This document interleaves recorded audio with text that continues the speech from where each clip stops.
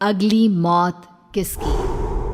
संजीव अपने दोस्तों राघव और प्रतीक के साथ बियर बार में बैठकर बियर पी रहा था। संजीव आज बहुत खुश लग रहा था। अरे यार, आज की पार्टी में तो मजा आ गया। तुम दोनों दोस्तों के साथ तो मेरी जिंदगी इतनी अच्छी है कि क्या बताऊं कितनी अच्छी है। अरे भाई, अब दोस्ती की है तो जीना मरना सब साथ में। हाँ अरे अरे यार सुनो, जल्दी से एक बियर और ऑर्डर करते हैं ना, एक आखिरी, और उसके बाद ये जश्न यहीं खत्म हो जाएगा। अरे हाँ हाँ, क्यों नहीं। वेटर, जल्दी से 2 बियर की बोतल लेकर आओ। आज मेरे दोस्तों को जश्न मनाना है, क्यों? इतने में वहां पर एक बहुत सुंदर लड़की छोटे छोटे कपड़े पहनकर हाथ में बियर की बोतल लेकर उसके पास आती है। ये लीजिए, आपने बियर ऑर्डर की थी ना, मैं लेकर आ गई।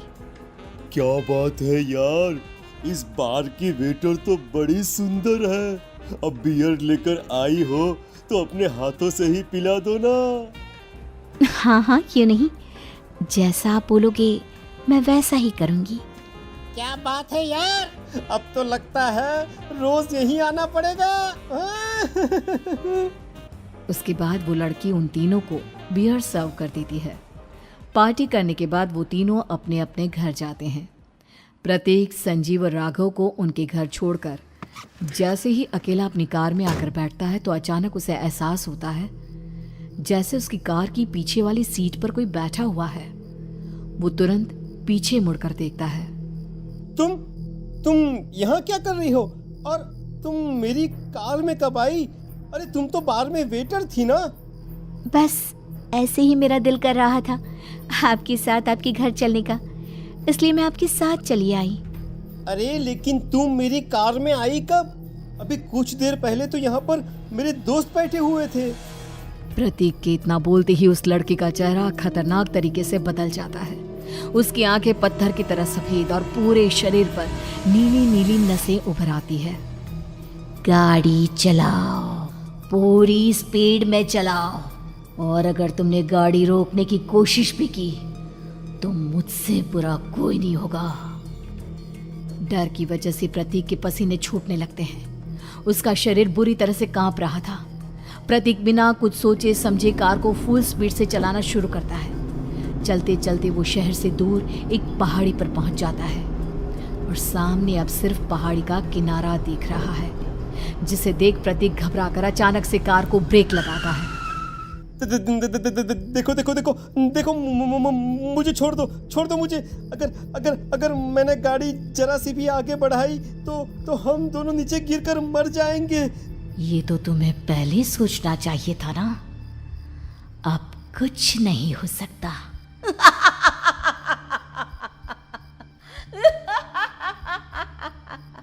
छोड़ दो मुझे। नहीं प्लीज मुझे छोड़ दो। प्लीज मुझे जाने दो। छोड़ दो मुझे। गाड़ी आगे बढ़ाओ। और तभी अचानक से बिना प्रतीक के स्टार्ट किए उनकी कार आगे बढ़ती है और गहरी खाई में गिर जाती है। उसके चीखने की आवाजें चारों तरफ सुनाई देती है।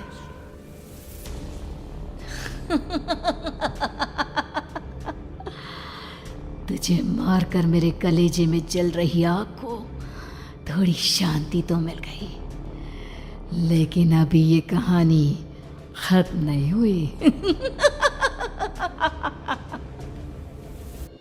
और फिर अगले दिन राघव और संजीव को पता चलता है कि प्रतीक की पहाड़ी से नीचे गिरकर मौत हो गई। अरे कल रात की तो बात है यार, हम सब बैठकर पार्टी कर रहे थे, लेकिन मेरी एक बात समझ में नहीं आ रही। राघव शहर से इतना बाहर उस पहाड़ी पर इतनी रात को क्या करने गया था? अरे यार, वही सोचकर तो मैं भी परेशान हूँ। हम दोनों को छोड़ने के बाद तो वो सीधा अपने घर जाने वाला था, और वो आत्महत्या क्यों करेगा भाई? कल रात तक वो कितना खुश था, हमारे साथ सेलिब्रेट कर रहा था। हाँ, लेकिन पुलिस ने तो यही कहा है कि प्रतीक ने अपनी कार को जानबूझकर पहाड़ी से नीचे गिरा दिया और आत्महत्या कर ली। अरे यार संजीव, मेरी तो कुछ भी समझ में नहीं आ रहा है। चल ठीक है, अब मैं अपने घर जाता हूँ। ओके। बाय। राघव अपने घर में अकेला था।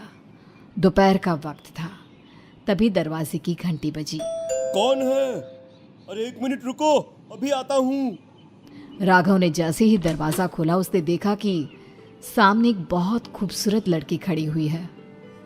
कौन है आप और यहाँ किससे मिलने आई है? देखिए ना, बाहर बारिश शुरू हो गई थी, मेरी गाड़ी खराब हो गई है। आपका घर नजर आया तो सोचा कुछ हेल्प ले लेती हूँ। क्यों नहीं, आइए ना, आइए आइए। मेरे कपड़े पूरे भीग चुके हैं, क्या आपके पास टॉवल मिलेगा प्लीज? राघव अपने बाथरूम से एक टॉवल लाकर उस लड़की को देता है। थैंक यू सो मच, अब मैं चलती हूँ। अरे इतनी क्या जल्दी है?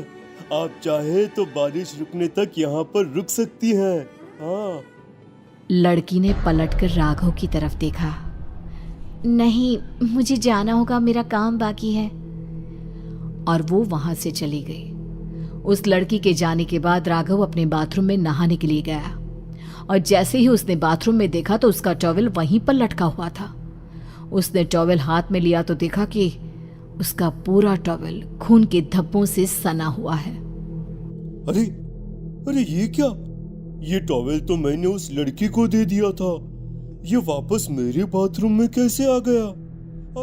और इस पर ये खून के धब्बे कहां से आ गए?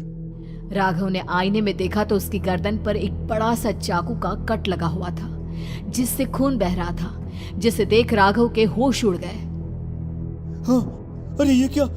मेरी गर्दन इतनी ज्यादा कटी हुई है और मुझे दर्द भी नहीं हो रहा है।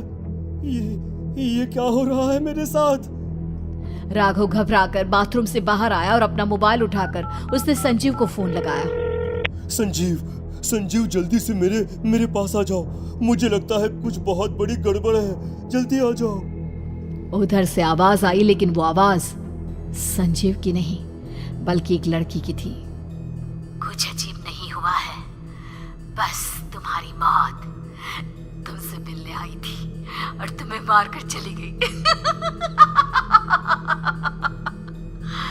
अब तुम इस दुनिया का हिस्सा नहीं हो राघव, इसलिए तुम्हें अपनी गर्दन के कटने का दर्द भी महसूस नहीं हो रहा।